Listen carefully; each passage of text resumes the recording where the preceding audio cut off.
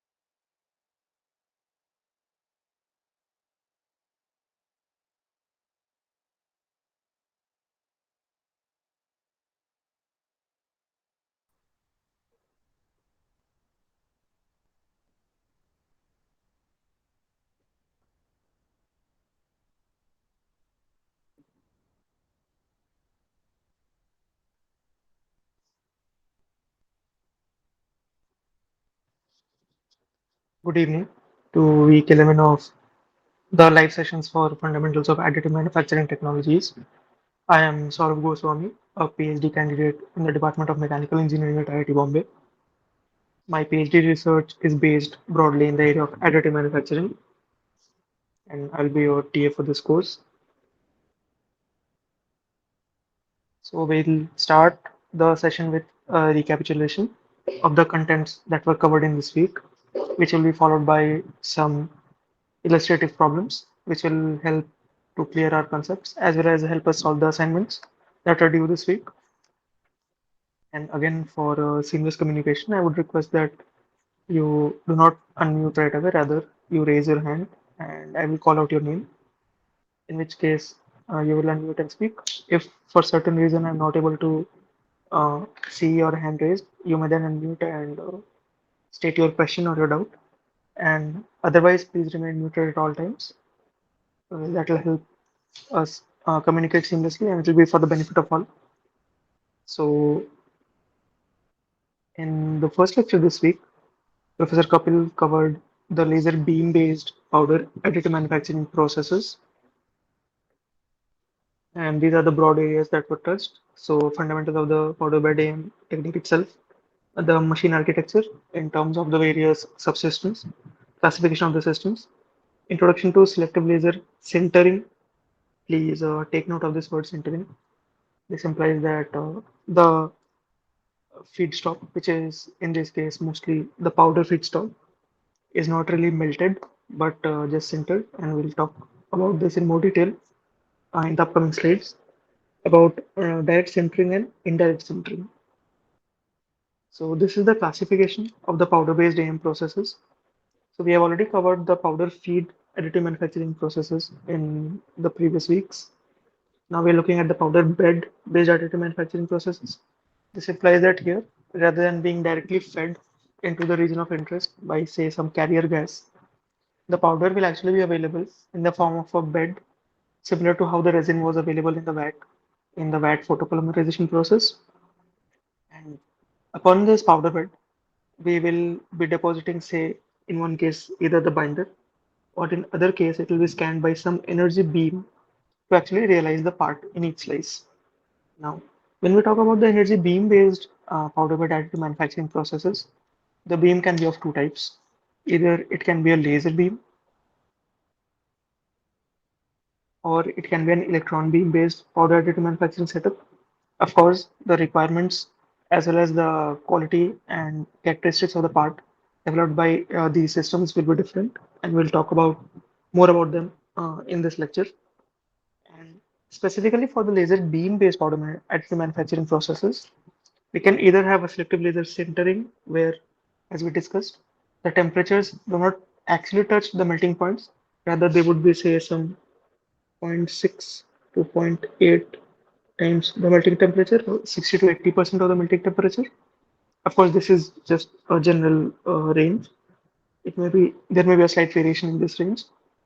Or the other type can be the selective laser melting, where we actually reach and even exceed the melting temperatures and the powder feedstock gets melted fully.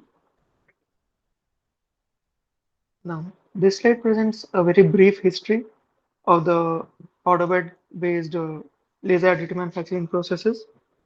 So it can be seen that it started somewhere in the 1970s, where the first application of powder laser process for our object manufacturing was reported. This was followed in the early 80s with uh, these inventors, Householder and Hull, who presented some detailed working methods for building objects layer by layer in a manner that was somewhat similar to the selective laser sintering. And then Deckard gave the actual selective laser sintering setup. Again, this time was also when the 3D Systems Corporation was founded, and then the other ones came up. Again, some very famous and commonplace names here, such as EOS, which was founded somewhere close to 1989 or 1990. Then again, RCAM in early 1990s, and similarly some of the others. R. Larson presented the idea of the electron beam melting in 1998, and in the early 2000s, we have the selective laser melting as well. So it is interesting to note that the electron beam based melting was actually proposed earlier than the laser based melting. So previously only selective laser sintering was predominant, and the selective laser melting came much later. However, this electron beam melting is not yet a fully mature technology, and it is still an active area of research. And the insights that are being generated every day are very interesting. So, if some of you are interested to pursue research in additive manufacturing, so electron beam based processes is definitely one of the more exciting options. Here we have a very general specific, general schematic of the laser beam based powder AM setup. So to the left here, we see that this is the powder reservoir. So this is the reservoir of powder where we will replace all the powder. So this is what is called a bottom feeding setup because in every pass there will be an upward motion of this reservoir stage, which will bring up certain volume of powder, and this volume will then be pushed onto the cavity created by a downward motion of the substrate or the build platform. And subsequently, this powder, by the forward motion of the recoater, will be placed in this generated volume. So it's called bottom feeding because the powder is getting fed from the bottom, as well as it is getting deposited when there is a downward motion of the build platform. The recoater can be of various types. We'll look at some of the different types in the upcoming slides. Here, what is shown is called a blade or a doctor's blade. So we had seen a similar recording system in the VAT photopolymerization process.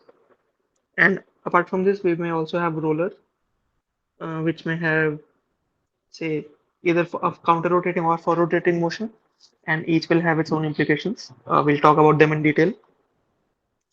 Here we have the laser system. The laser system is deflected all over the working area by the use of a mirror. So this setup, as we already know, is called a galvanometer. A galvanometer has very little inertia. It is finite but very small, and thus it can deflect the beams very quickly, as we already saw. So there are X and Y motors attached to it, which help deflect the laser all over the build area. So on the right here, we see some of the support structures which are generated for this part which is getting printed. So these are the support structures. Very interestingly, for laser beam-based powder AM processes, the loose powder which is present here, so all of these loose powder particles which are surrounding, say, which are below the part or surrounding it, may actually act as the support structures themselves. So these loose powders which are not sintered or not melted, they already support the part or the layers which have been printed, and yet we still have these explicit support structures, and they serve a number of purposes. So one purpose is definitely giving support to the overhanging features. This is also partially covered by the loose powder particles, but say in a feature which is very critical, or say the overhanging part is very heavy, or is supporting some even further features. In that case, we can give some further explicit supports to strengthen it. A second reason is to actually prevent distortion. So we can easily imagine that if this part right here, if this were to somehow get distorted because of the residual stresses and take this configuration, then our recoater blade, say if this is my recoater blade, then in the next pass, there is a high chance that this recoater blade will collide with this distorted part. And because of this collision, the printing process will stop and the machine will trigger an emergency shutdown. And this is highly undesirable. So apart from the loss of time, it is also possible that at the very least, the part which has been printed is will get destroyed and will have to be rejected. and perhaps far more gravely, the recoater blade itself may get damaged and may need to be replaced. So to prevent such a distortion of the parts being built, it is pertinent that such support structures are provided. Of course, it also serves to extract heat from the part which is getting printed.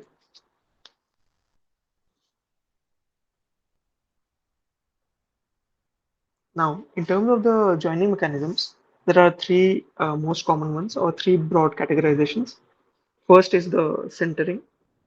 So in centering, we just apply enough heat to further bond the particles through neck formation, but not enough heat to reach the melting point. So here it's saying typically between 0.5 TM to TM. Of course, when we reach TM itself, we have reached the melting point. But yeah, somewhere in this range.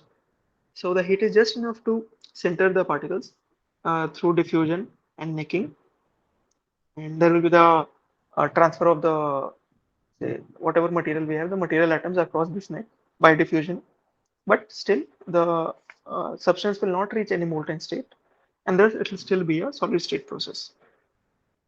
In liquid phase centering, we have a liquid phase of the lower melting point, which is used to accelerate the interparticle bonding of the solid phase. So here we have actually two phases of particles. One phase has a very low melting point, which can get melted easily and can actually act as the binder to bind together the second phase. The second phase is usually the one with a very high melting point and which cannot be achieved easily. Thus, if we want to say center some very high melting point substances such as say refractories or some nitride ceramics or carbide ceramics even, then this liquid phase centering can also come in useful in certain cases. And the liquids have very high diffusion rates associated with them, which gives very fast sintering or sintering, which can actually be achieved at lower temperatures. And thus, the process actually involves sintering under conditions where the solid grains coexist with a wetting liquid. So, for such a case, as I mentioned, that there will be two phases of particles. So, one of the options is to use mixed powders, where we have two particles which are just mixed and homogeneously, and the two types of particles out of which one will form liquid, which will be say the one with the lower melting point. Again, we can have pre-alloyed powders as well, where the powders are actually mixed at a chemical level, and again from there one of the phases which has a lower melting point can melt again and form this binding action, which is necessary for liquid phase sintering. Now, when we talk about melting, of course, we are supplying enough heat to actually increase the temperature of the powder above the melting point and causing the powders to become liquid. Thus, here we will have a liquefaction, then solidification again, and some phase transformations are also possible, as well as all of the phenomena associated with this solidification, such as the generation of residual stresses, for instance, will come into the picture. Now, depending on the type of powder material that we are using, our process may be classified differently. So, say if we are using a coated or a mixed type of powder material, which we were discussing, which are specially needed for the liquid phase sintering, then it will be called process through an indirect route. Whereas if you use the mixed pre-alloyed or polymer or metal powders, it will be called a direct route. Let us find out what is the primary difference between the two. So in the indirect route, the laser beam does not actually melt or sinter the powder particles of the desirable material or the structural material which is actually building the part. Instead, the sacrificial binding material, which has the lower melting point, is first used to melt by the laser power, and then it acts as the binder which will hold the powder particles of the structural material together to make a green part. Again, this green part can be further processed, so it can be sintered or it can put in a furnace such that all of the binding material is burnt out, and then it is called a brown part. Further, this brown part can be infiltrated by say some liquid metal, and then it will be called the finished part. Whereas in the case of the direct route, the laser beam simply melts or sinters the actual structural material powders, which will be actually making the part on the powder bed itself, and some very minimal or even no post-processing may be needed. So the working principle of the powder material for indirect route is stated here, saying that the coated powders are preferred for indirect SLS, and coating can be of any material that exhibits a lower viscosity and high flowability upon heating. Thermoplastics are one of the favored material classes for this application, and again, they can be repeatedly heated to soften or melt and cooled to solidify as the temperature passes through the glass transition temperature and the melting temperature. However, when the ceramic or metal parts are desired, then the thermoplastic polymers are used as fugitive binders in the powder. Of course, the primary idea here is to have a low melting point material adjacent to the powder substrate so that the latter is easily compacted to produce a green part. We know that if you want to melt the ceramic particles directly, you will have to achieve very high temperatures, say in excess of 2000 degrees Celsius. I mean, even for sintering, say, ceramics such as zirconia, tough and alumina, temperatures of 1500 or 1700 degrees Celsius is needed, which can be, say, only 80% of the melting point. So often it is not very easy or not convenient to achieve such high melting points. Rather, what we can do is we can use a sacrificial bander material as the coating, which will melt at a lower temperature with lower heat input and can actually be used to bind the actual structural particles together. Now, once the green part is formed, the binder can either be chemically converted via some chemical reaction to a higher melting point substance, which is less common and less popular, or more commonly, the binder can simply be thermally decomposed or burnt off and thus eliminated. The part created at this stage is still called a green part, or may also be called a brown part because the green part is one which has the binder in it. Once the binder is purged, it may also be called a brown part. After this, the part is kept in a furnace at a certain temperature for a certain amount of time. Okay, so yeah, here it is called the brown part once the low melting point material has been burnt away. And once this binder has been burnt away, the brown part is reheated while in direct contact with any infiltrate material or metal, and then the infiltrate metal flows via capillary reaction into the pores, filling all the pores inside the material, increasing its density, and thus the fully dense product is hence obtained.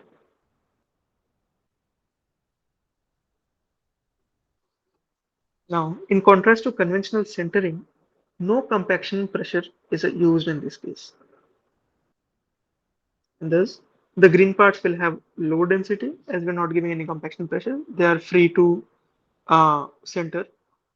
However, this also means that there will be no residual stresses because they are free to expand. Also, they will be nearly isotropic and free from any internal stresses as discussed. These are desirable, however, the lack of density is still more worrisome and more dominant, which leads to problems.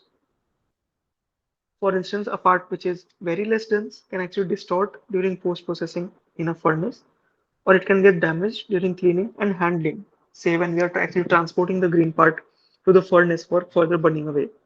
Then, in that process itself, it can simply get damaged. Thus, we should have the green part density at least 50% of the theoretical value, and strength should be at least 1.7 megapascal. This is absolutely essential. Now, the key advantage of selective laser sintering is that it is capable of yielding functional parts in essentially final materials. It is possible to produce parts which are considerably stronger than those produced by SLA or wet photopolymerization or stereolithography. No support mechanism is needed in most cases because, as we discussed, the free or the loose powder particle itself may act as a support. Again, the process is rather simple and there are no hybrid steps such as milling or masking. The uncured material is easily moved and can be reused.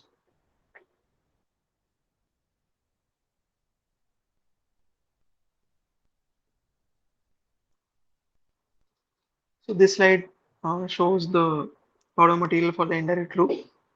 And while the coated powders are preferable, they may also be very expensive. And if the coating is not proper and there is non-uniform coating, that may introduce certain anisotropy into the final part.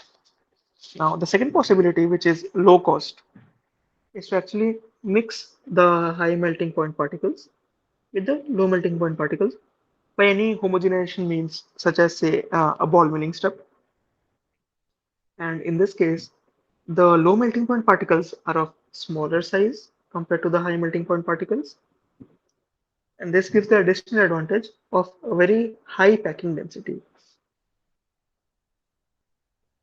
Again, the packing density can also be increased by vibrating the bed, as this leads to more homogeneous dispersion of the particles. However, the one drawback with this approach is that sometimes the powder particles may get selectively segregated, and thus there may be regions where you have the binder rich regions where exclusively or in more quantity the binder is present, and the structural material rich regions. Thus, not all regions will be centered equally well.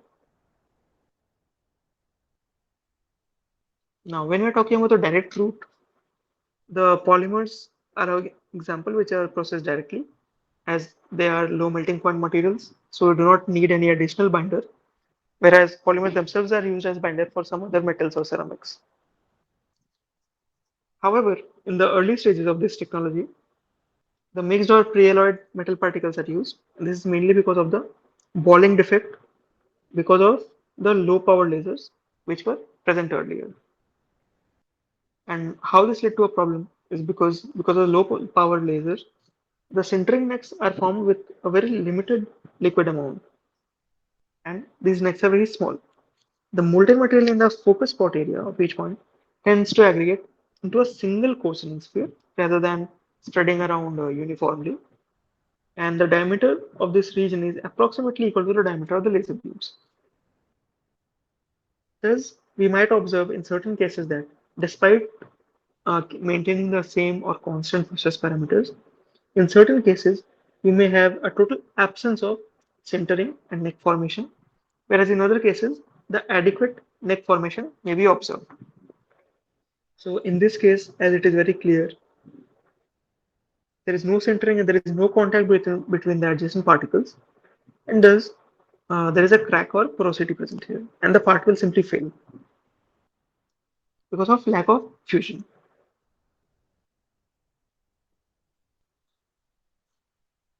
However, it was later found that the balling effect can be reduced by using a two-phase metal powder, and this is what led to the use of the mixed or pre-alloy powders. These are the ones which enable the direct selective laser sintering. And the very first direct metal laser sintering, so this is a trademark or copyrighted name, was developed in 1995 by Electro Optics US of Germany, which used a 200 watt IR laser with a spot size of approximately 300 microns. And the system actually used a pre-alloy powder, which yielded a laser cure depth of 600 micron at scan speed of 3 meter per second. So, a very good scan speed at a standardized layer thickness of 50 micron, which is again a very fine layer height. So we can see that we can build very good resolution features that too at very good scanning speeds. Now the mixed powder technology is actually applicable to direct SLS of several mixture powders, and the material to be sintered comprises a structural powder, which usually will have the high melting point, and the binder powder, which will have low melting point, so as to promote the liquid phase sintering.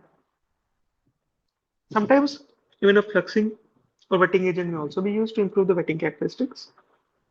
And one of the examples is in the melting of sintering of the nickel and tin. So nickel will have a melting point of 1455 degrees Celsius, whereas tin has only a melting point of 232 degrees Celsius. Thus, we can have multiple phases in the final compound, which such as Ni2SN, Ni3SN2, or even Ni2SN4. The nature of the liquid phase sintering will clearly depend upon the characteristics of the powder blend or how homogeneously and in what stoichiometric quantities the powders were blended, as well as the sintering process itself, such as what was the temperatures reached, what was the dwell times, what was the heating and cooling rates, and similar things. Now, in recent years, we have actually transitioned from SLS to SLM. That is, we melt the powders directly. And this is actually supported by the continuously improving process parameters, such as the smaller and smaller layer thickness, the smaller spot size, as well as the increasing laser power, which results in mechanical properties being far, far better than those of the earlier SLS parts. Again, in terms of the scanning systems for laser beam based powder bed AM processes, we may use either some galvanometer type scanning system, which will have a fiber laser which passes through a beam expander, and finally a galvanometric scanner which uses mirrors as well as motors connected to the X and Y mirrors, which can actually scan the laser beam all over the working area. It may also come with some F theta lenses to actually correct for the distortion of beam shape, as well as the change in the focal length of the beam as it is scanned over the entire surface and far away from the optical axis. It may also use some flying optics, such as the one shown here. So we have a dynamic focusing module and a galvanometric scanner. Another variant of the galvanometric based scanning system can have the dynamic focusing module rather than the F theta lenses, and where inside, say, you have a set of lenses, and depending on the distance between these lenses, and if it is varied, the final beam characteristics will be different, and we can get rid of the distortion associated with it. Now, the next type can actually be a flying optics type scanning system, where the entire laser assembly is moving over the stage. So rather than the beam getting deflected over the stage, we are moving the laser head itself.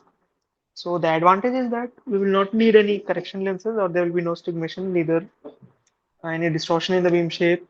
The focal length of the beam will be constant, and the beam will always be perpendicular or normal to the build surface. However, the disadvantage will be that because of the delicate optics of the laser system, and it is being constantly moved, so the scanning speed will be slow because we cannot move the laser head itself at very high speeds. In the previous case for the galvanometer, because of the very low inertia involved of the mirrors, so we could actually deflect the beam at very high speeds and achieve some very high scanning speeds. This is not possible in the case of flying optics. Again, if some mask-based scanning systems are used, then we can actually use a floodlight to cure or scan the entire build area at once in a single go. And this will even be faster than any scanning type systems. However, this mask-based scanning system has not been much explored, and most of the commercially available machines either use the galvanometer based or the flying optics based scanning. In terms of the powder delivery system also, we may either have a top feeding or a bottom feeding system. So the top feeding system is actually to the right, and the bottom feeding one is to the left here. We already looked at the bottom feeding system, and here the top feeding system is also shown. So here we have a set of powder hoppers. So at the start of the printing process, these powder hoppers will be pulled out, and they will be filled with the necessary amount of powder. And under the action of gravity or some other actuation, they will actually deposit this powder particles near the recoater blade, and these are available on both sides. So in one pass, the recoater blade will move from this direction to this one. The laser will scan the area. In the next pass, it will carry powder from the second hopper again back to its original position. Again, the area will be scanned, and so on. Thus, we are saving passes. In fact, the powder hopper top feeding type powder feeding system is more prevalent and exclusively used in the electron beam based powder bed AM processes, which we'll discuss in the upcoming slides. In terms of the recoating systems, we have either the blade, as we discussed, This blade is simply, it has almost a prismatic cross section, and it simply delivers the powder from one end to the other. The roller, if used, can offer some additional advantages.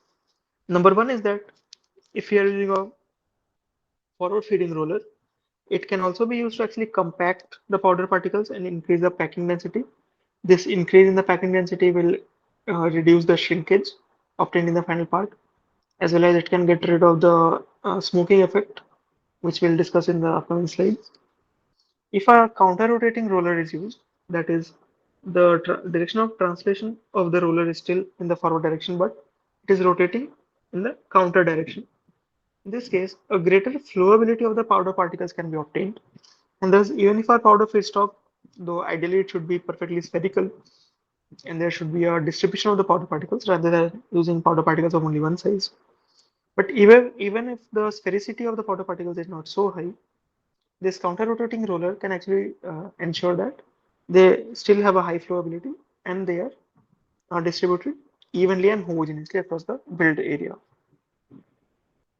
A third type of powder feeder can actually be the slot feeder type, which simply will have the powder falling under the action of gravity as the hopper is moved across the build area, such as shown here.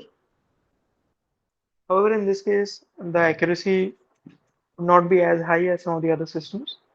And the fourth type can actually be an electrostatic powder recoating system, where, say, we charge the powder feedstock in case it is metal with some negative charge, and the substrate can be positively charged or grounded. And in such a case, the uh, negatively charged powder particles simply get attracted towards and get stuck with the substrate. And here we have a rotating type setup, where first, in the first step, it rotates, comes down, and as we see, the substrate is positively charged and the powder particles are negatively charged. They get pulled towards the build plate and deposit uniformly on its surface. Again, it will rotate with this rotating hinge and then get scanned by the laser optics, thereby building the part in this layer. In the first step, again, it will come down.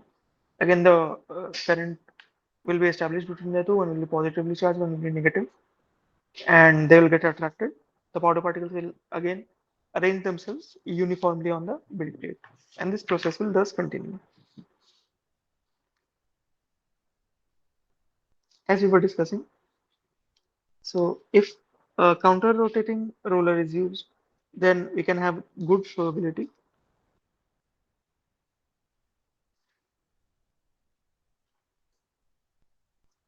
Whereas if a forward rotating layer is used, we can have the compaction of the powder particles, or also some other vibratory means can also be used for spreading the powder particles homogeneously and increasing their packing density, such as shown here.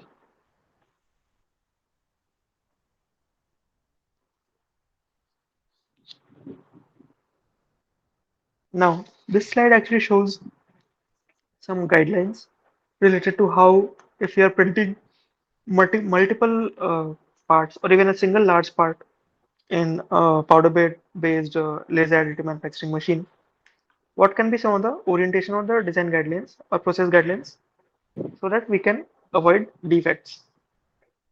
So first is that we should avoid the number of parallel edges with this recoater blade. So say this is the recoater blade or a line parallel to it, and we should not align our part also parallel to this line. Why? It is because in each pass, this will simply maximize the uh, length which is in contact with the recoater blade at any given time. Thus, the correct guideline is actually to tilt it by any angle, say 10 degrees or so. Again, if we have multiple parts, then rather than putting them all together close by, such as shown in the red configuration here, we should first tilt them with respect to the decoder blade, and second, we should put an offset between them such that any error, if it is coming with a recoater blade, it is not propagated to all of the particles or all of the parts which are kept in a straight line one after the other. We will also look at some illustrative examples of this type in the upcoming question and answer session.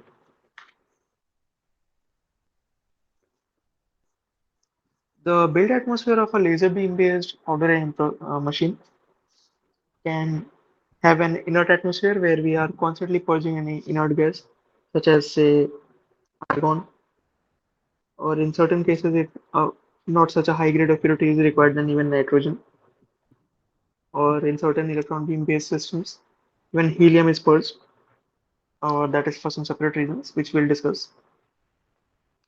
Or we can simply have vacuum in the systems, which will be most favorable.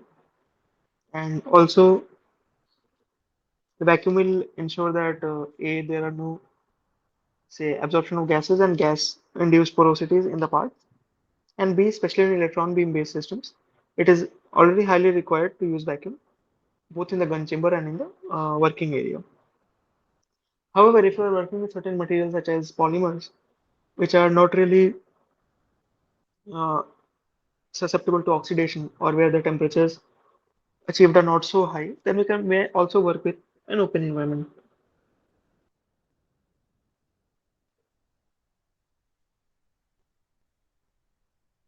Now, the build platform may also be suitably stimulated to achieve certain effects, such as the composition between the material powders that we are making the part out of, and the build plate should be similar. So, say if we are making a part out of stainless steel 316L, then say a suitable uh, material for the build platform can be SS304, for instance, or even SS316L again.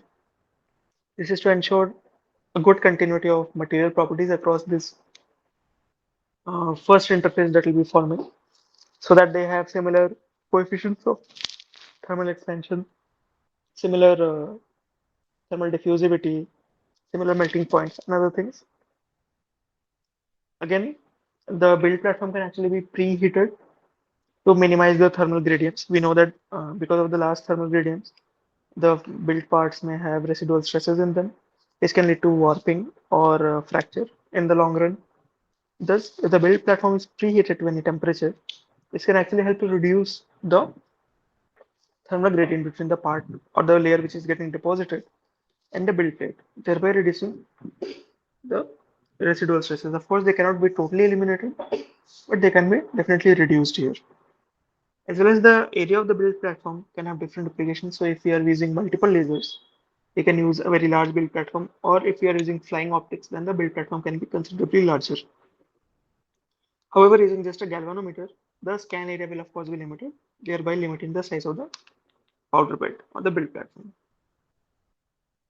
So this slide summarizes all the subsystems and the different types available, and depending on the different combinations, the different machines may be obtained.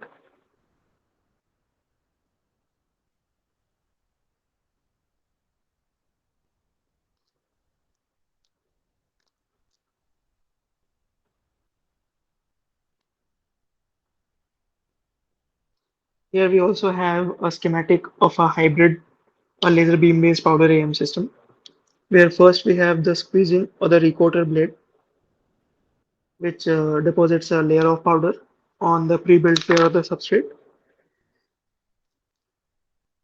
This is sintered by a laser beam, and inside we also have a hybrid step, which is actually the high-speed face milling. This face milling can achieve multiple objectives, such as it can maintain the accuracy of the Z height or the layer height in each step, or if some complex feature or some high geometric tolerance is needed, then it can also simultaneously finish the deposited layers in each pass. Also, if the material is susceptible to oxidation, then a pass with a very low depth of cut can actually be milled to remove the oxidized layer. And then this process is repeated again, thereby making it a hybrid system. And some of the examples of the companies which have made such systems are Lumex 3D printer by Matsura, Sodic metal 3D printer, and the machine by OR lasers. So let us look at the next topic, which is the electron beam based powder bedding. And just a minute, I'll take a sip of water.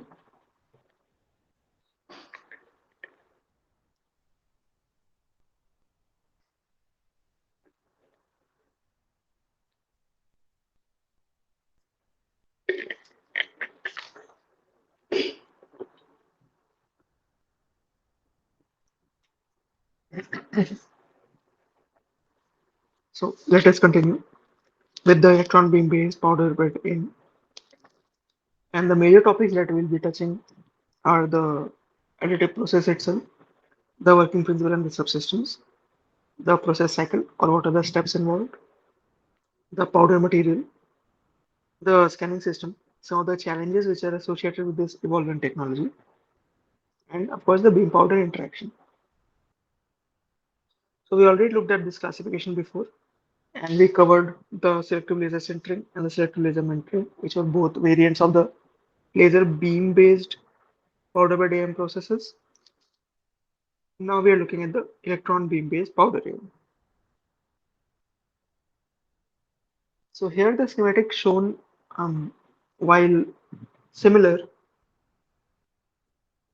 is less appropriate because mostly the powder delivery system in the electron beam based machines will be of top feeder type, or you can say even exclusively of top feeder types.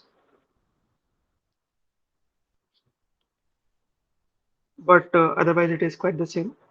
And we see that here an electron beam is getting scanned over the deposited layer and thereby sintering or melting to produce the part.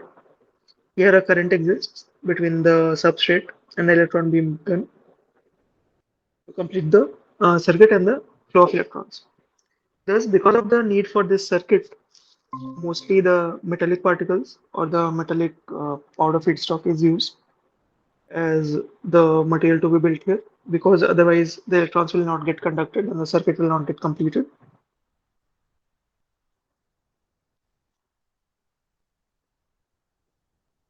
Now, in the electron beam based powder AM process cycle, there are four major steps. So, first, the powder layer will be spread, and again, for electron beam based systems, mostly the blade type recoater has been explored. The roller or the electrostatic recoater or the slot feeder have not been explored to much extent. It's mostly and predominantly the blade. After the spreading of the powder layer of appropriate thickness, there is a preheating or sometimes even a sintering step that is performed. So this will be done with a defocused beam of a larger beam spot size, which is used to just preheat the melting the metal particles, or in certain cases even sinter them lightly. This is succeeded by the actual melting step, where we have the focused beam of small spot size. Of course, even when I say small, the spot size for an electron beam cannot be as small as a laser beam because of the mutual repulsion between the electron particles. Thus, there is a fundamental or certain limitation on the minimum size which can be achieved. So usually it will be some 150 or 200 microns only, whereas the laser beams can be much finer. And this cycle will repeat until the entire part is built, which can then be removed. The excess powder can then be cleaned off by say some compressed air or initially by brushing away with some brush, and we can obtain our part. Usually the build quality and the finish is so good that the minimal or no post-processing steps are required. Thus, this is almost a net shaping or near net shaping process. And here we have some of the common process parameters or the process capabilities of electron beam melting. The technology is commonly called the electron beam melting. The powers can go up to 3000 watts. Currents are usually in the order of 1 to 50 milliampere. The scanning speed can be 10 to the power 4. So this is actually in meter, 10 to the power 4 meter per second. or 10,000 meter per second. The input power is usually 150 kilovolt. Vacuum pressure is needed. So as we have also previously discussed, there are two reasons why we need a high vacuum in electron beam based systems such as this electron beam melting. First, the electrons are very light particles and they transfer energy to the structure materials or to the powder feedstock via collisions. And it is the kinetic energy which actually leads to the melting of the powder feedstock. So if the kinetic energy of the electrons are dissipated before they can make contact with the powder particles, the melting will be insufficient. However, if the atmosphere has some other particles or molecules, such as air molecules, it is very highly probable that the electron beam will simply collide with those molecules and the electrons will lose their kinetic energy. Thus, vacuum is necessary in the working chamber. The second necessity of vacuum is actually in the gun chamber itself, where the cathode is actually exposed to some or reaches some very high temperatures.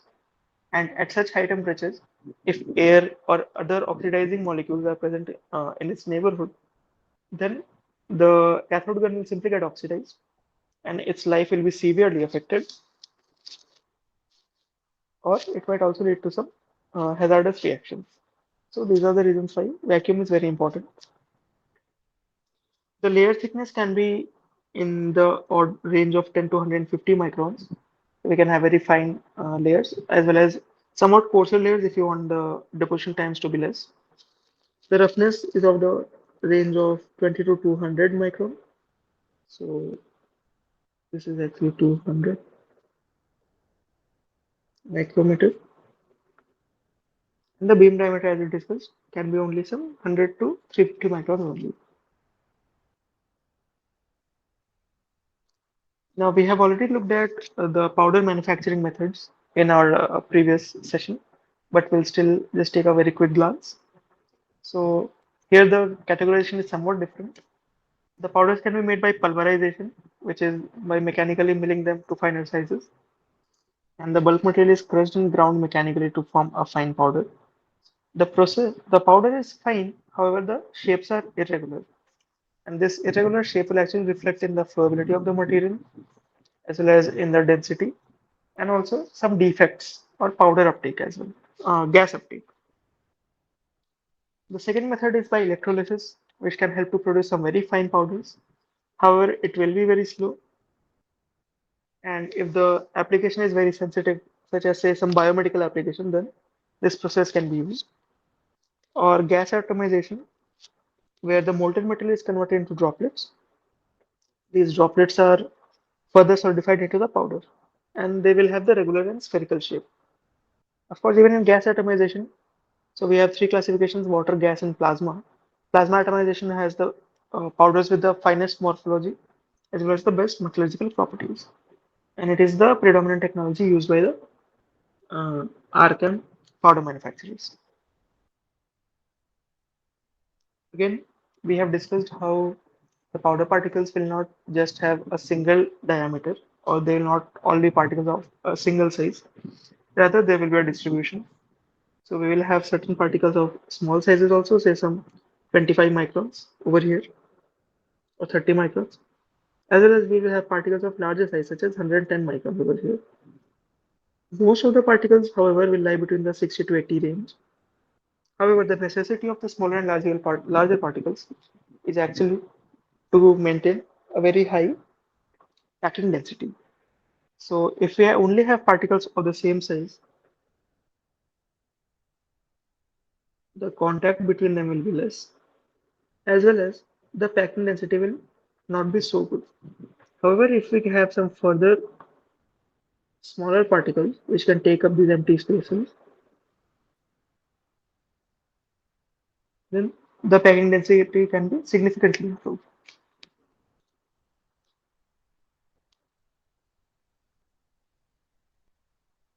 Now, in the E-beam based processes, the focusing of the beam is performed as follows. So we use two levels of focusing. The first is the electrostatic focusing, where the electrostatic field is used for extraction as well as acceleration of the electron beam. And the second would be the electromagnetic focusing, where the magnetic field is used for focusing as well as deflecting over the work area and correcting the beam characteristics. So such a schematic is shown here. And such interactions are governed by the Lorentz force, which relates the charge, the electric field and the magnetic field to the force actually experienced by a charged particle. And from the cathode to the anode, the focusing is done by the electrostatic force only. So first, of course, we will say subject this cathode to a very strong electrostatic field, which will lead to the emission of electrons. These electrons will get pulled or attracted towards the anode, which will have a positive charge. And this is called electrostatic focusing.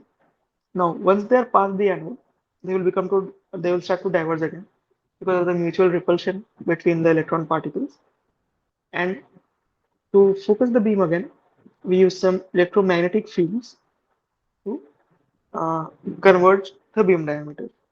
So the distance between the anode and this maximum diameter of the beam is called the objective distance. So this right here. And again, from this maximum diameter of the beam to the focal point is called the image distance.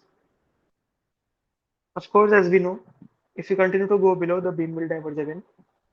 However, this is not easily observed because either the particles will get absorbed by the substrate or the layer of powder particles, or they will get transmitted, or they will get backscattered.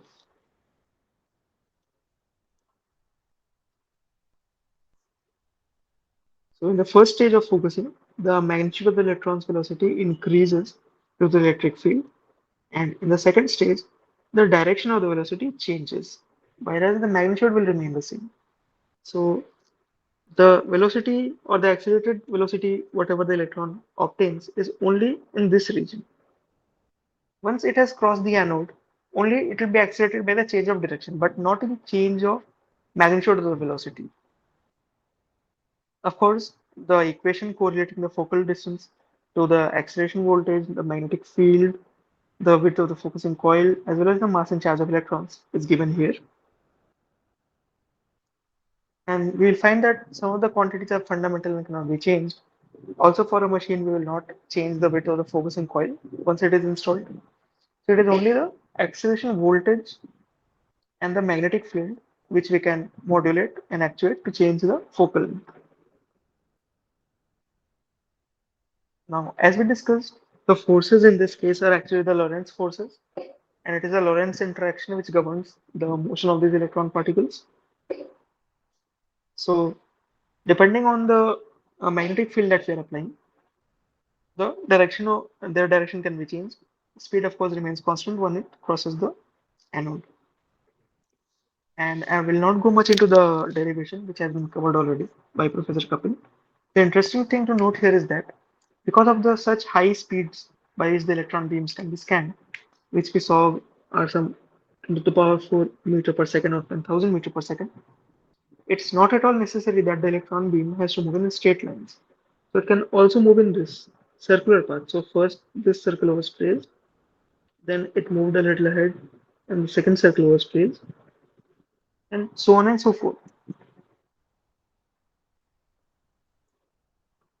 However, similar to any other beam type, even the electron beam may need certain corrections, and this can be related to the focusing, whether it is over focused or focused above the intended plane of focus, or under focused, where it is focused beyond the intended plane of focus, or the corrections may be needed in terms of the alignment itself, whereas we see that there is a greater density of electron particles on one side of the optical axis because of the larger area of beam in this side compared to the other.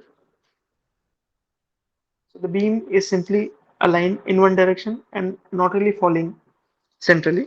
It is not aligned with the axis. And such astigmatism errors can be caused due to the misalignment between the electrodes or the interface between the electric and the magnetic fields. This can be corrected by the electromagnetic coils, which act as stigmators. So anyone who would have operated, say, an SEM machine or a TM machine is aware of these stigmators and how they are used to correct the beam characteristics.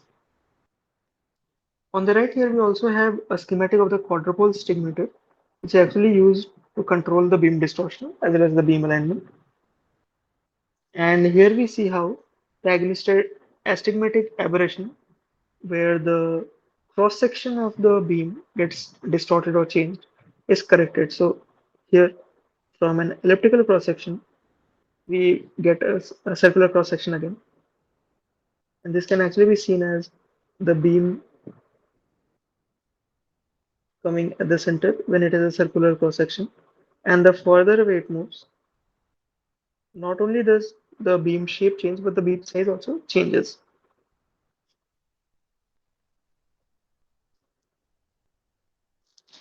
However, such problems can also be eliminated easily if we just use the flying optics, where the energy beam will always be normal to the uh, build platform or the build plane.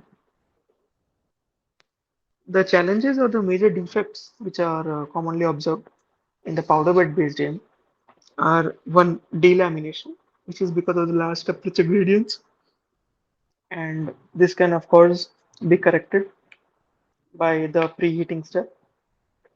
So because of large temperature gradients, we have the occurrence of residual stresses which lead to such warping behavior. And it is actually this warping between the layers which leads to delamination. This delamination can occur between the layers or even between the substrate and the part itself. Because of the uneven or inadequate energy density, we may also have the formation of uneven surfaces, which lead to poor properties as well as anisotropy in the properties. Or we may observe certain porosities in the built parts, and based on the pore characteristics, such as its morphology, whether it is fully spherical or of an irregular shape, as well as the size, they may be divided into the gas-induced porosities, which will be small but highly spherical, or the process-induced porosities, which will be irregular and somewhat larger or elongated. The gas-induced porosities are introduced when, say, the inert gas, which is used to purge the chamber or which is used to deliver the powder in certain cases, gets trapped in the melt. And we know that gases have different solubilities in metals in their molten and solid states. So the gas might be more soluble while the metal is in the liquid state, gets dissolved in the metal. However, when that molten metal subsequently solidifies, the solubility of the gas is lower in the solid state and it gets liberated.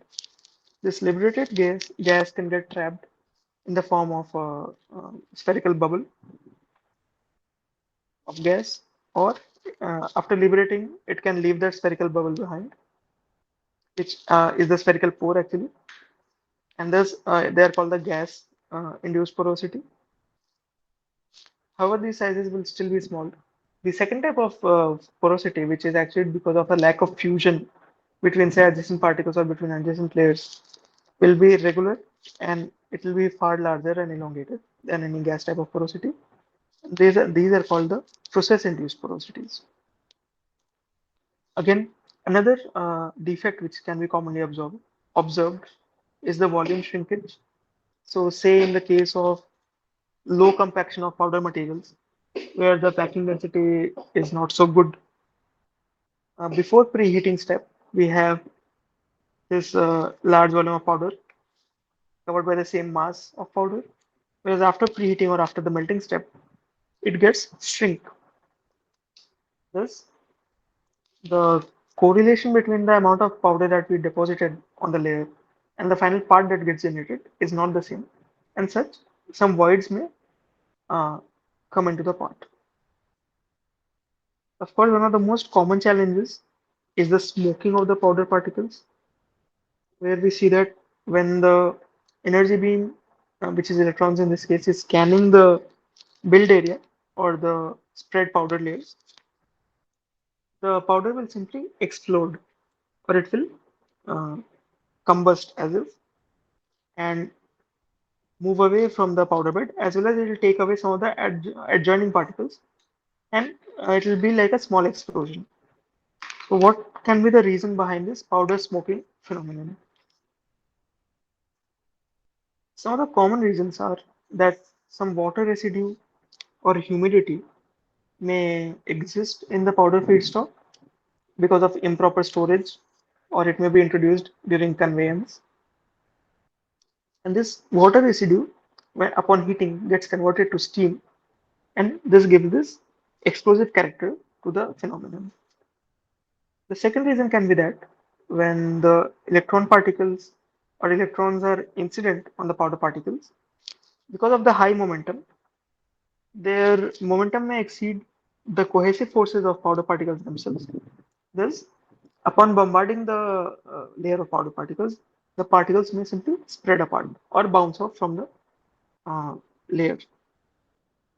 However, the most common and the predominant reason is because of the electrostatic charge on the powder particles. So it is easy to visualize that between these highly spherical particles, the actual area of contact between any two of them is actually very low because of the non-conformal contact. And we understand that the resistance is inversely proportional to the area of contact. Thus, if the area of contact were high, the particles would have low resistance between them. But in this case, because of the very low area of contact, the resistance between them is high. Thus, whereas we want to complete the circuit and the build plate and substrate are positively charged and the electron gun is negatively charged, and the electrons are flowing to complete the circuit, because of the high resistance, the movement of the electrons will be impeded. And what will happen is this powder particles will start acting as capacitors and they will start accumulating the charge. Now, with this increasing accumulation of charge, they will start to repel the incoming electron particles, electrons, as well as they will start to repel each other. And because of the increasing electrostatic charge, there will come a point where they will simply move away from each other in an explosive fashion, which is observed as powder smoking. This may also be aggravated by the magnetic field of the electron beam as well as of each electron when they come in contact with the powder particles. Again, another reason apart from the pointwise connection or the low area of contact connection can be because of the formation of oxide layers on top of these powder particles. This oxide layer formation further lowers the conductivity of the powder particles. Thus, the electrons find it very difficult to get transmitted to complete the circuit, and thus the accumulation of charge occurs, leading to powder smoking. Some of the methods to actually mitigate this or prevent it can be preheating or the sintering, as I said, which is commonly adopted by RCAM, or the process parameters such as the current density or the beam size can be suitably modulated, or the scanning strategy can be changed, such as one of the ideas suggested by Professor Kapil is that, say, if you are doing a raster scan, we should not do a zigzag. So once we reach here, we should again start from the beginning. Because if we were to do it in the zigzag fashion, what will happen is we'll be spending considerable amount of time in the same local region, and this can lead to some accumulation of charges.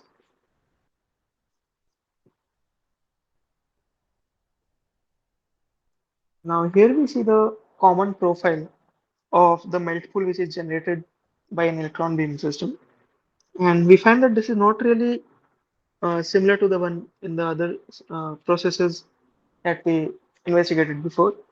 Let us try to find out what is the reason behind the peculiar nature of this profile. So here we see the electron beam which is getting bombarded onto the powder particles. So out of these, some will get absorbed, let that fraction be eta A. Some of the particles will get backscattered. So this is for absorb. electrons,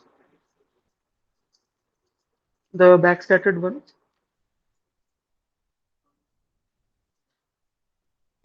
some will get backscattered, the rest will simply get transmitted.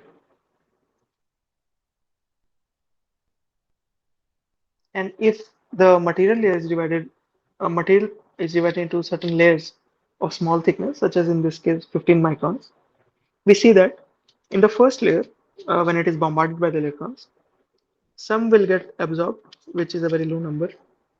Some will get backscattered and will exit out of the material surface. The rest will get transmitted onto the next layer. Now, similarly, onto the next layer, some will get backscattered, but when they are backscattered, they're not really able to escape the material. Rather, they get embedded and absorbed into the previous layer. Similar story continues, and the particles which are transmitted from layer 2 may end up getting backscattered from layer 3 and getting deposited again in layer 2 or layer 1, and so on and so forth. After a point, if the layer is thick enough, then no more particles or no more electrons will get transmitted, and all of them will get absorbed and backscattered. And that is what is shown by the curve here as well, where we find that in this material system, after some 60 microns of depth, almost all of the particles were backscattered, and the backscattered, almost all of the particles were absorbed because the transmission curve reached the value of 0. The backscattered number remained constant, and a very high number of electrons actually got absorbed into the system. And it is these absorbed electrons which actually supply their or transfer their kinetic energy to the material, thereby heating it up. Because of the backscattered nature, we see this bulge or the sideward bulge. This bulge is also seen here in this profile. The penetration depth for electron beam based powder bed additive manufacturing systems would depend mostly on the acceleration voltage. So higher the acceleration voltage, more the penetration depth, as well as the density of the material. So it is expected that less denser materials can have higher penetration depths or more depth of dilution with the same acceleration voltage.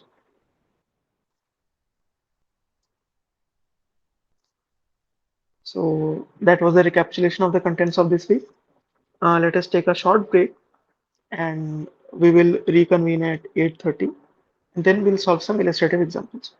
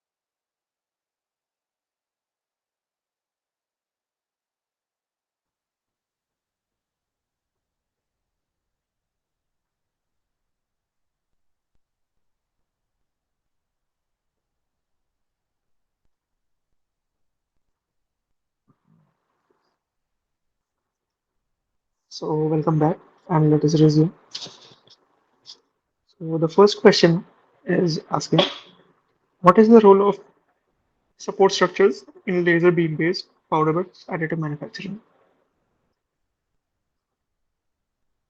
Is it to support the overhanging features?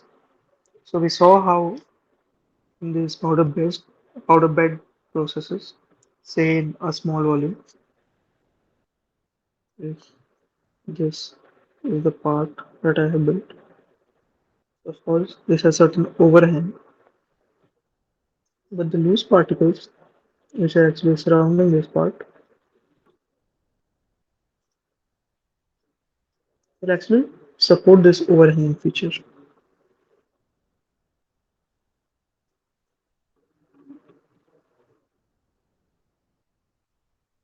Even then, in certain cases, we may still require these explicit support structures. So yeah, to support overhanging feature is definitely true. To prevent the warpage of parts. So this is something we discussed in good detail, that how despite being supported by the surrounding part of particles, it is possible that because of the presence of residual stresses, the part may warp out of shape and may actually end up hitting the recoater blade during its forward travel. And this will lead to a shutdown of the machine, loss of time, damage to the part that is being built, as well as damage to the recoater. So this warpage must be prevented. That is accomplished by the use of these explicit support structures, which prevent such warpage.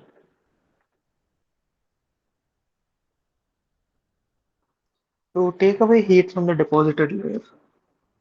Now this becomes especially important in the case of electron beam based powder bed additive processes, because in electron beam based processes, as we discussed, there is vacuum present in the build chamber and no inert gases or any atmospheric gases are present. Thus, the loss of heat or heat transfer by convection is greatly reduced.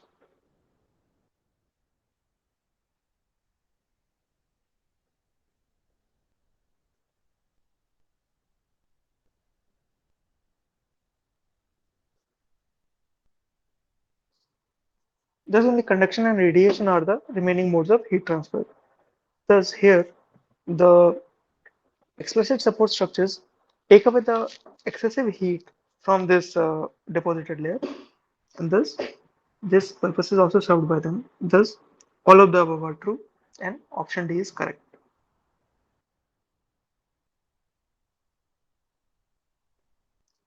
Question 2 is asking, what is the advantage of using a roller instead of a blade as recoating system in laser beam based powder bed additive manufacturing? So, just to recall, we saw how in one case we had this doctor blade, in the other case we had this counter rotating or forward rotating roller. In front of them were the powder particles accumulated, and when these powder particles are carried, then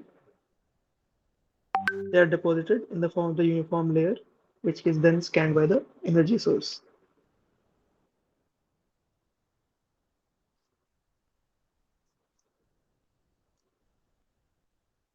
Of course, even for the same forward direction of travel or the direction of translation, the roller type powder recoater may have either a forward rotating or a counter rotating motion to go with it. So these are two degree of freedom systems, whereas the doctor's blade is only a single degree of freedom system. And because of this additional degree of freedom, say in this case, because of the forward rolling, the better compaction of the powder particles and the higher packing density can be obtained. And this can actually eliminate the porosity or the shrinkage as well as the powder smoking effect to a certain extent. In the case of the counter rolling motion, while the compaction will not be so good, but what we can have is the good flowability of the powders. There's even the inferior powder feedstock, which is maybe not so spherical, can still be used. Thus, here we are comparing the advantages of a roller over a blade as recoating system. So more uniform distribution of powders. Yes, this is achieved. The compaction of the powder layer by the forward rotating motion. The greater packing density as a consequence of this compaction. Thus, it's a multiple correct type and options A, B, and C are correct. Of course, as we discussed for the electron beam based system, mostly the Dr. blade type recoater is only used and the roller or other systems such as the slot feeder or the electrostatic recoating is not explored as such. The third question is asking which material is preferable for making the blade of the recoating system in laser beam based powder bed additive manufacturing. And certain options are presented. So let us examine the merit of each of these options and try to make an educated guess. So can it be made out of silicon as it will lower the cost of the machine? So while cost is definitely an important factor, it cannot be the only deciding factor. Of course, the decoder blade should have longevity as well as it should serve the intended purpose, which is to distribute the powder homogeneously into a layer of uniform thickness on the built area. Metals, because of their ductility. So while metals are used for recoater blades, it is not because of their ductility. In fact, this ductility might have some limited usage when it comes in contact or collides with some warped part. But in such a case, also the machine will shut down anyway and the part will have to be discarded. So it's not really desirable. Ceramics, as they offer good geometric tolerance. So ceramics are pretty hard and tough, and they will not have any geometric tolerance in the part quality, such which might be present in metals, as metals are ductile whereas ceramics are brittle. Also, they will have very good high temperature performance and hot hardness, and thus they are definitely preferable. Metals are also used, though not to such a great extent. And polymers, as they are lightweight, but we see that often polymers are used as the binding particles or as the second phase particles which are melted for liquid phase centering. So if such temperatures are already achieved, we can easily guess that the polymer recoater blade, if used, will also melt upon if such temperature is generated in the chamber. Of course, it does not come in direct contact with the powder while it is getting melted, but the powder might still be at some good temperature, or the heat might get dissipated to the surroundings and damage the polymer recoater blade. Thus, among these options, ceramics is the best choice. Metals are also used. Now, in the slides, we saw a few guidelines which actually guide the choice of orientation of the part geometry in the powder bed for optimum printing. And here we have some certain further illustrative cases where we are asked to find the optimum orientation of the given part. So this is the part,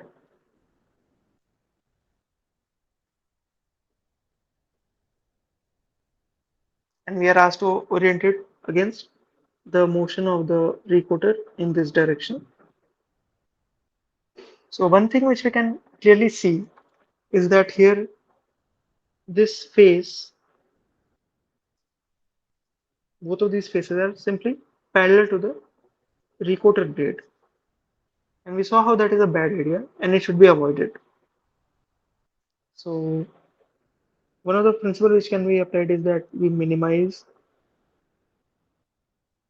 the number of surfaces or actually lines parallel to the recoater. The second principle can be that we try to minimize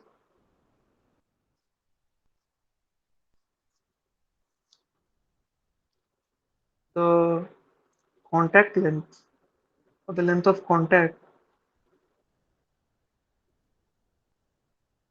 of the part with the recoating or spreading system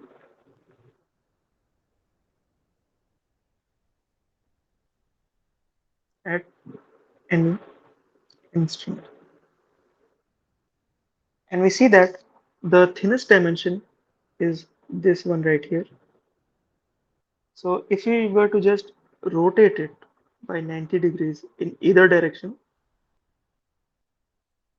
we can ensure that only the thinnest section is coming in contact with the recoater at any given time, as well as the number of parallel edges is minimized, and thus our build orientation can be optimum. And indeed, that is the case. So if the part is oriented in such a fashion such that the number of horizontal parallel edges with the recoater are minimum, as well as the total contact length of the part with the recoater at any instant is minimum, then that orientation would be optimal. So in the second example, we are printing multiple parts at the same in the same print cycle, and we are asked to orient them. So what can be the correct way to do it?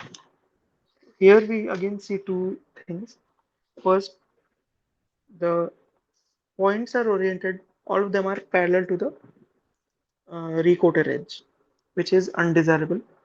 Second, they are all arranged one after the other in the direction of travel of the recoater. So what will happen is if any defect or any lack of powder or say any other sort of aberration is observed along this linear path, it will simply get carried forward to the next part as well. Thus, there should be an offset, and here the guiding principles can be, so we are trying to then offset to number one, minimize the propagation of defects,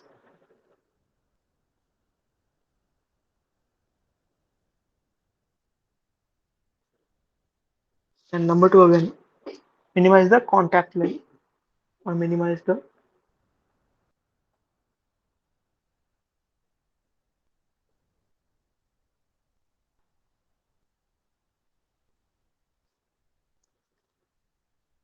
of part with the spreading system.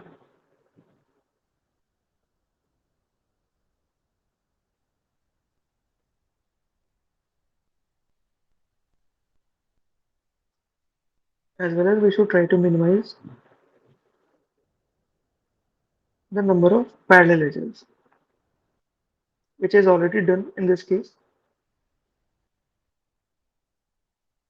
And thus, the optimum orientation of the parts can look something like this, where A, they are not arranged parallel to the recoater blade, as well as there is a certain offset between them. Another advantage of this configuration can be that during the removal of these parts from the build plate by any process, say Viridium, we can easily section off the parts individually, which would not be so easy had they all been arranged in such straight lines. So in this case, we have a circular cavity, and in the current orientation, that will need some explicit support structures because of the overhang. And we can clearly see that A, this needs more support structures. So if this could be minimized, and B, these support structures are subtended on the internal surface or on the part itself rather than being subtended on the build plate. So these support structures here are subtended on the substrate, whereas these ones are subtended or are in contact with the part itself. So this will damage the surface quality.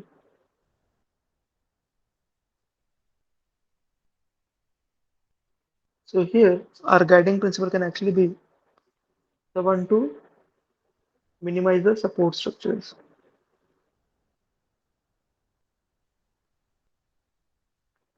because we don't want to use excess material, as well as the removal of this material at a later stage may prove to be difficult. Simultaneously, we would, if we are supporting the, or if we can bring it down to zero, then the second step would be not be needed. But even if some minimum support structures are required, we would want to preserve the surface finish, or we can minimize the surface damage.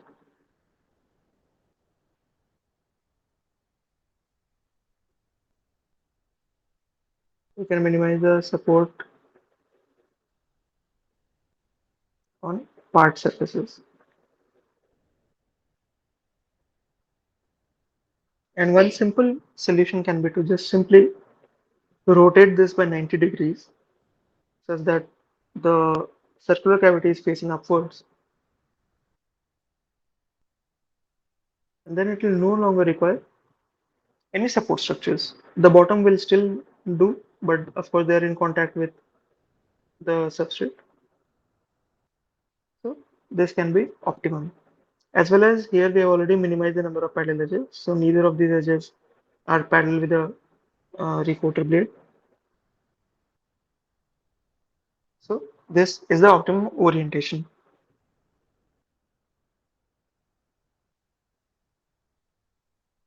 Here again we have a hollow section, and while we can actually orient this, say,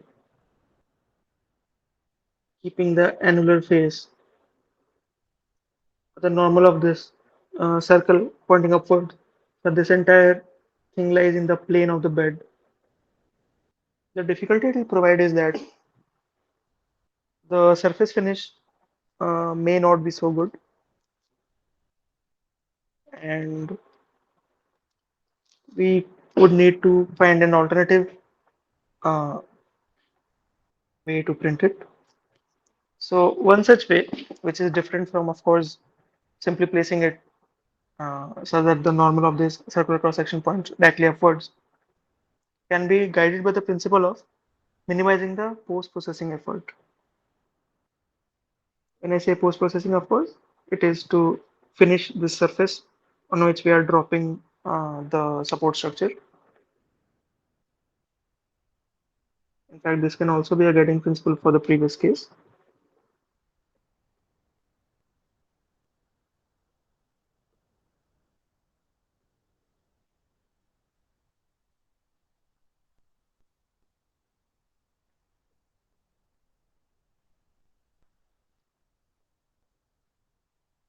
Thus, if we are told that we need to, if we put it like this, and again it will have to be joined to the build plate of the substrate by some support structures as they help in easy removal. Directly printing on the substrate itself will lead to some loss of geometry during separation by iridium. Thus, of course, we will use some support structure at the bottom as well.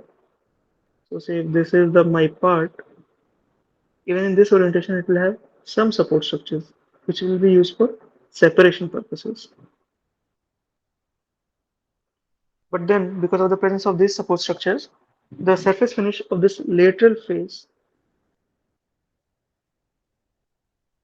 will get affected, and I will have to do some significant amount of post processing.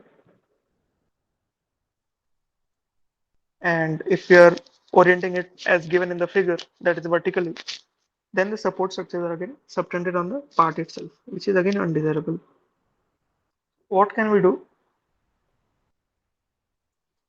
Maybe we can subtend it at an angle. Thus, we have tilted the part. Now, neither are these faces connected to any support structure, nor are the support structure deposit falling or are subtended on the part itself. Of course, they are starting on this inner edge, but of course, we have minimized the post-processing effort. Maybe it is not set to zero, but definitely minimized it. So of course, these are all trial and error based orientations, and there is no single best orientation to be had, of course, based on the objective you're targeting or based on the cost function which you're looking to optimize. This orientation will change. But these are just some of the common principles that I'm trying to illustrate via these examples.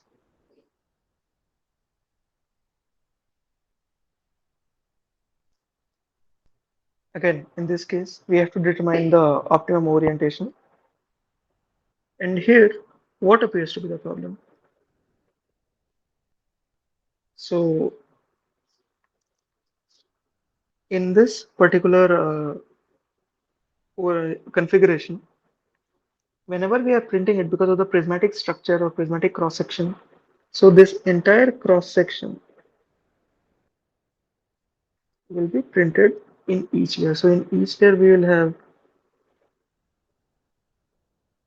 the same structure getting printed again and again and again. And this relatively large cross section area will come in contact with the recoater. So maybe we can try to minimize the surface area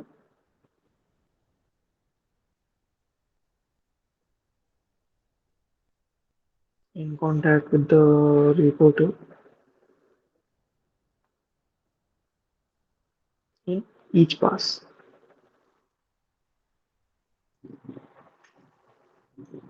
And if we were to do that, the type of orientation we will end up with may look something like this. So where we have simply flipped it 90 degrees in this direction, brought up the area of the side with the minimum surface area in contact with the recoater, as well as we see that in this particular orientation, the layering would actually give me these separate contours with different cross-sectional area in each case. In some slices, they won't even be connected. And again, the support structure which are generated at the bottom here to connect it to the build plate are just on a very small surface. And say, had I built those support structures on this surface, they would definitely be far larger in number and volume.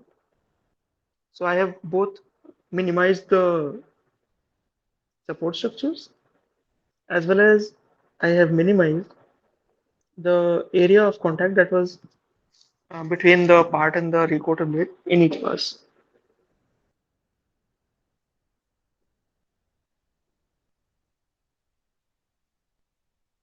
The ninth question is asking us to determine the optimum orientation for this given part. And here, of course, one option is to again flip it like that. The parallel edges are already minimized, so there are no parallel edges with the recoater line. But is there any other way? Or say if you want to, if our objective function is such that we want to totally, um, say, avoid the formation of any support structures on these sides, is there any way to achieve it? So one of the proposed solutions can be to orient the face like this or the part like this. And again, what this will do is in each pass, I will actually be uh, processing only a very thin slice or very small area of the part. And of course, they will not even be on top of each other. So any dilution effects or any thermal cycling will also not be present. So depending on my end objective, this type of orientation may prove to be extremely helpful.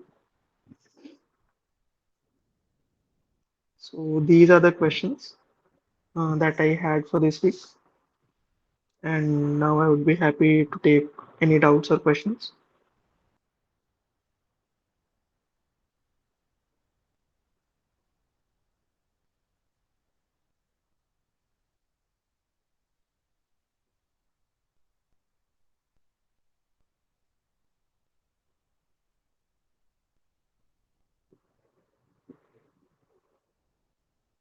If not, I thank you for tuning in to week 11 of the live sessions for fundamentals of additive manufacturing technologies. This is Sourav Goswami from IIT Bombay, and I look forward to seeing you next week. Thank you.